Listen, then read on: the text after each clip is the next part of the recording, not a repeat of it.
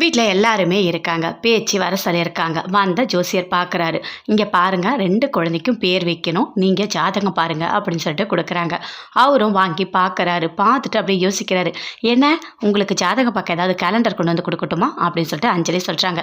இல்லை இல்லை அதெல்லாம் ஒன்றும் இல்லை. அவர் அதை கணிச்சிக்கிட்டு இருக்காரு. அமைதியாக இரு அப்படின்னு சொல்கிறாங்க.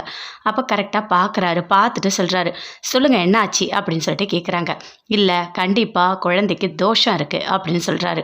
அதை கேட்டோன்னே பயங்கரமாக கோவம் வருது பூமிக்கு. இங்கே பாருங்கள் நீங்கள் தோஷம் இருக்குது இது இருக்குது அது இருக்குன்னு தயவு செய்து எதையுமே சொல்லிடாதீங்க. எங்களால் அதெல்லாம் தாங்கவே முடியாது. பேர் வைக்கிறதுக்கு ஒரு நல்ல நாள் மட்டும் எங்களுக்கு குறித்து கொடுங்க போதும் அப்படின்னு சொல்கிறாரு. எதுவுமே நீங்கள் சொல்லிடாதீங்க அப்படின்னு சொல்கிறாரு. அதே மாதிரி முத்தழகும் சொல்கிறாங்க. ஆமாம் நீங்கள் குழந்தைக்கு ஏதாவது சொல்லிட்டீங்கன்னா எங்களால் அதை கண்டிப்பாக தாங்க முடியாது. ஏன்னா குழந்தைக்காக தான் நாங்கள் வாழ்ந்துட்டுருக்கோம் அப்படின்னு சொல்லிட்டு முத்தழகும் சொல்கிறாங்க. எல்லாருமே கேட்டுட்ருக்காங்க. அப்போ வீரமுத்து சொல்கிறாரு. இங்கே பாருங்கள் ஒரு நிமிஷம் அவர் என்ன சொல்கிறாருன்றதை நம்ம கேட்டு தான் ஆகணும். கேட்காம விட்டுட்டா இது பெரிய பிரச்சனையாயிடும் அப்படின்னு சொல்கிறாரு. நான் ஜாதகத்தில் என்ன இருக்கோ அதை அப்படியே சொல்கிறேம்மா அப்படின்னு சொல்லிட்டு ஜோசியர் சொல்கிறாரு. இங்கே பாருங்கள் குழந்தை பிறந்த அந்த நேரத்தில் தாய்க்கும் குழந்தைக்கும் பிரிஞ்சு வாழற ஒரு காலமாக இருக்குது. அதனால் இதை இப்போ நம்ம சரி பண்ணணும் அப்படின்னு சொல்கிறாரு. இப்போ என்ன பண்ணலாம் ஏதாவது பரிகாரம் இருக்கா அப்படின்னு சொல்லிட்டு பேச்சு கேட்குறாங்க. இருக்குமா நான் சொல்கிறேன். ஒரு கோயிலுக்கு போங்க. கோயிலுக்கு போயிட்டு அஞ்சலியோட குழந்தைய முத்தழகுக்கு அப்படியே கொடுக்கணும். தத்து கொடுக்குற மாதிரி. அதே மாதிரி முத்தழகோட குழந்தைய அஞ்சலி கிட்ட கொடுக்கணும் அப்படின்னு சொல்கிறாரு. அதை கேட்டோடனே பயங்கரமாக ஷாக் ஆகுறாங்க அஞ்சலி எல்லாருமே. என்ன இது குழந்தைய போய் கொடுக்க சொல்கிறாரு அப்படின்னு சொல்லிட்டு அப்படியே பார்க்குறாங்க. இங்கே பாருங்கள் இது ஒன்றும் பெரிய விஷயம் கிடையாது. அந்த ஒரு நாள் கொடுத்துடணும் அவ்வளோதான். மற்றபடி வீட்டுக்கு வந்தால் அவங்கவுங்க குழந்தைய அவங்கவுங்க வளர்க்கலாம். அதெல்லாம் ஒன்றுமே கிடையாது அப்படின்னு சொல்கிறாரு. அதை கேட்டோடனே பயங்கரமாக கோவம் வருது அஞ்சலிக்கு. நான் பெத்த என் குழந்தைய நான் எதுக்காக கொடுக்கணும்? எதுக்கு இப்படிலாம் பண்ணிகிட்ருக்கீங்க? ஓ எனக்கு உரிமை இருக்குது குழந்தை மேலேன்னு சொன்னேன் அதனாலயா? எதுக்காக நீங்கள் தானே ஏதோ பிளான் போட்டிருக்கீங்க. நீங்கள் ஏதோ பிளான் போட்டிருக்கீங்கன்றது கரெக்டாக தெரியுது. எதுக்காக இப்படி பண்ணீங்க? நீங்கள் தான் ஐயர்கிட்ட சொல்லி இப்படிலாம் பண்ண சொல்கிறீங்க. கண்டிப்பாக சொல்கிறேன் நான் பெத்த குழந்தைய கொடுக்க மாட்டேன். இந்த பரிகாரத்தெல்லாம் எதுவுமே நான் பண்ண மாட்டேன் அப்படின்னு சொல்லிட்டு பயங்கர கோவமாக அஞ்சலி அங்கேருந்து போகிறாங்க. முத்தழகு எதுவுமே சொல்லலை. அப்படியே அமைதியாக இருக்காங்க. இங்கே பாருங்கம்மா சொல்ல வேண்டியதை சொல்லிட்டேன். அதுக்கு மேலே உங்கள் இஷ்டம் அப்படின்னு சொல்லிட்டு அங்கேருந்து அவரும் போயிட்டார். எப்படி பேசிட்டு போகிறா பாருங்க அஞ்சலி அப்படின்னு சொல்லிட்டு பேச்சு சொல்லிட்டு இருக்காங்க. கண்டிப்பாக குழந்தை விஷயம் இல்லை இதெல்லாம் கரெக்டாக பண்ணி தானே ஆகணும் அப்படின்னு சொல்லிட்டு வீட்டில் இருக்க எல்லாருமே பேசிகிட்டு இருக்காங்க. பயங்கர கோவமாக அஞ்சலி போகிறாங்க. அஞ்சலி கிட்ட கேட்குறாங்க ரெஜினா.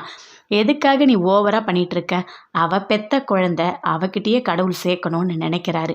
இதில் என்ன இருக்குது? ஒரு நாள் தானே சும்மா ஃபார்மாலிட்டிஸ் தானே. இதுக்கு என்ன ஓவராக பண்ணிகிட்ருக்க? அழகாக ஒரு நாள் போயிட்டு வா போ அப்படின்னு சொல்கிறாங்க ரெஜினா. அம்மா நான் சொல்கிறது உனக்கு புரியுதா இல்லையா? குழந்தை முத்தழகிட்ட போனால் அப்படியே ஒட்டிக்கும். அப்புறம் என்னால் எதுவுமே பண்ண முடியாது. அவங்க 2 பேருக்குள்ளே பாசம் அதிகமாகிடுச்சுன்னா நான் என்னம்மா பண்ண முடியும்? இந்த குழந்தை எனக்கு ரொம்ப பிடிச்சிருக்கு. நான் தான் வளர்க்க போகிறேன். பெற்றது வேணால் முத்தழகாக இருக்கலாம். ஆனால் வளர்க்குறது நான் தான். ரொம்ப ரொம்ப ரொம்ப ரொம்ப பாசம் வச்சு அப்படி ரொம்ப அவ்வளோ பாசமாக வளர்க்க போகிறேன் தெரியுமா? அதனால் நான் கொடுக்க மாட்டேன். இங்கே பாருமா முத்தழகு என்னம்மா தெரியும்? படிப்பறிவு இருக்கா? இல்லை என்ன மாதிரி ட்ரெஸ் பண்ண தான் தெரியுமா? அந்த குழந்தைக்கு எல்லாமே நான் கற்றுக் கொடுப்பேன். தேவையான எல்லாமே நான் சூப்பராக கொடுத்து வளர்ப்போம்மா. அதனால் கண்டிப்பாக இந்த குழந்தை தான் எனக்கு உலகமே. இந்த குழந்தைக்காக தான் இனிமேல் நான் வாழ போகிறேன் அப்படின்னு சொல்லிட்டு அஞ்சலி சொல்கிறாங்க. என்ன பேசிகிட்டு இருக்க? ஒன்றே ஒன்று புரிஞ்சுக்கோ. தாய் மட்டும்தான் குழந்தைக்கு நல்லது நினைப்பாங்க. தாயை தவிர மீதி யாருமே இந்த உலகத்தில் நல்லது நினைக்க மாட்டாங்க. அதனால் நீ என்ன சொன்னாலும் சரி இந்த குழந்தையோட அம்மா மட்டும்தான் நல்லது நினைப்பாங்க. நீ பாசம் வைக்கலாம் எல்லாம் வைக்கலாம். ஆனால் எப்போவுமே ஒரு அம்மா மாதிரி நீ ஆக முடியாது அப்படின்னு சொல்லிட்டு ரெஜினா சொல்கிறாங்க. இங்கே பாருமா நீ தேவையில்லாத ரொம்ப பேசிகிட்டு இருக்க. என்னை கடுப்பேற்றிட்டு இருக்க. நீ பேசாத வாயை மூடிட்டு போ அப்படின்னு சொல்கிறாங்க. உன்கிட்ட யார் பேசுவா? உன்கிட்ட பேசுறதுக்கு நான் கோர்ட்டில் போய் வாதாடினாலும் பரவாயில்ல. நான் ஜெயிச்சிருவேன். நான் போகிறேன் அப்படின்னு சொல்லிட்டு அங்கே வந்து ரெஜினா போகிறாங்க. பூமி முத்தழகு 2 பேருமே ரூமில் இருக்காங்க. அப்போ பூமி கேட்குறாரு. ஆமாம் அங்கே சொன்னாங்கல்ல சாமியார் இங்கே வந்து கண்டிப்பாக குழந்தைய வந்துட்டு எக்ஸ்சேஞ்ச் பண்ணிக்கங்கன்னு சொன்னார். எதுக்காக முத்தழகு நீங்கள் அமைதியாக இருக்கீங்க?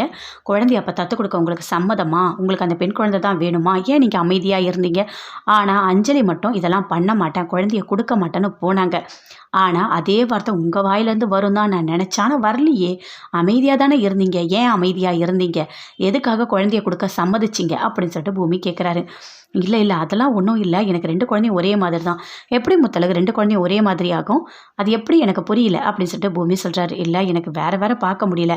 அப்படிலாம் நீங்கள் பேசாதீங்க. எதுக்காக நம்ம குழந்தைய நீங்கள் விட்டு கொடுத்தீங்க அப்படின்னு சொல்லிட்டு பூமி சொல்கிறாரு. அதுக்காக இல்லை குழந்தைக்கு ஒரு பரிகாரம் இல்லை. அப்போ குழந்தைக்கு நம்ம பண்ணி தானே ஆகணும். அதனால தான் நான் ஒத்துக்கிட்டேன். வேறு எதுவும் இல்லை. நம்ம குழந்தை மேலே எனக்கு பாசம்லாம் இருக்குது அப்படின்னு சொல்லிட்டு முத்தழகு பூமி கிட்ட சொல்கிறாங்க.